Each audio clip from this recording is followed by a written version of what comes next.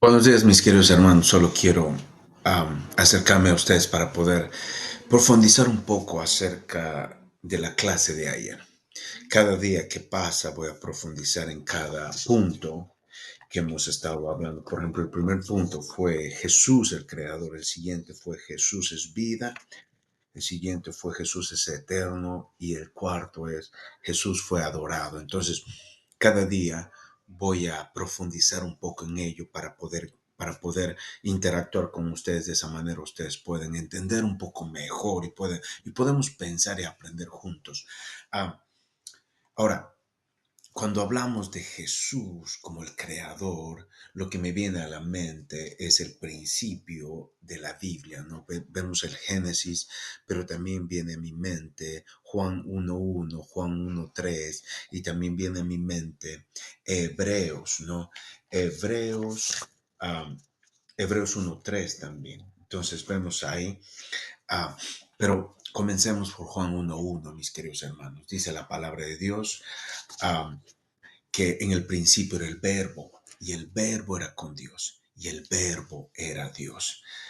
Ahora, enfoquémonos primero con en el principio era el verbo.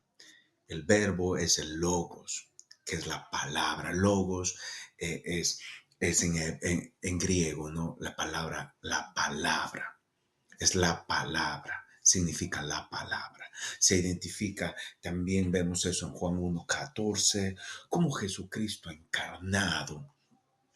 Esta frase establece su existencia eterna ante la creación, en paralelo con Génesis 1:1, como ya les decía, ¿no? El verbo era con Dios y el verbo era Dios. En el principio Dios creó los cielos y la tierra. En el principio Dios creó los cielos y la tierra. Entonces vemos el verbo era con Dios. Significa su distinción personal. No hablamos de la misma persona, estamos hablando de alguien diferente respecto al Padre. Y el verbo era Dios. Esto es una afirmación directa a su deidad. El verbo era Dios. Hablamos de diferentes personas, pero con una misma esencia divina. Es decir, Jesús es de la misma naturaleza del Padre, del Dios Padre. Y citamos 1:1, no Juan 1:1, el verso 3 de ese mismo capítulo es que se centra explícitamente en su rol creador. Que dice ahí, todas las cosas por Él fueron hechas y sin Él nada de lo que ha sido hecho fue hecho. Así que Juan 1:3 habla de Jesús no solo es Dios, sino fue el agente activo a través del cual el Padre creó todo el universo. Y dice en Génesis que el universo estaba vacío y desordenado. Y el primer día, ¿no? Dios creó los cielos y la tierra, ¿no? Creó de la nada, ¿no? Con el poder de su palabra. Ahora, si vemos en Hebreos 1:3, ¿no? Como el sustentador y la imagen del Padre. Entonces, en la epístola a los hebreos refuerza esta verdad, destacando la preeminencia de Cristo, que él ha existido mucho antes de toda la creación y sobre toda la creación y su papel actual. El cual dice en Hebreos 1:3, dice, el cual siendo el resplandor de su gloria y la imagen misma de su sustancia, estamos hablando del resplandor de su gloria y la misma imagen de su sustancia, y quien sustenta todas las cosas con la palabra de su poder, con el logos, ¿ok? El verbo, habiendo efectuado la purificación de nuestros pecados por medio de sí mismo, se sentó a la diestra de la majestad en las alturas, habiendo efectuado la purificación de nuestros pecados por medio de sí mismo.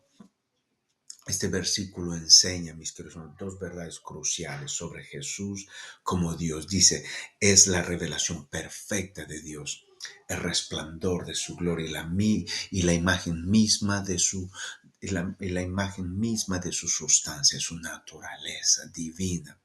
Esto reafirma, queridos hermanos, que ver a Jesús es ver a Dios, como dice en Juan 14:9, ¿no? Y sustenta la creación.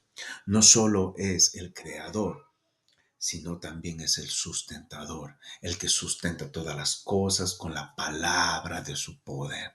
Esto significa que la existencia y el orden continuo del cosmos depende de su poder activo en este momento. Dios está en control de todo el universo. Dios está en control sobre toda la creación. Dios está en control de la misma milésima de átomo. Dios está en control, mis queridos hermanos. En resumen, el pasaje de Juan 1:1 y Hebreos 1:3, vemos en los contextos, establecen que Jesucristo es eterno, no tiene tiempo. Es divino, que es igual a Dios en la misma sustancia.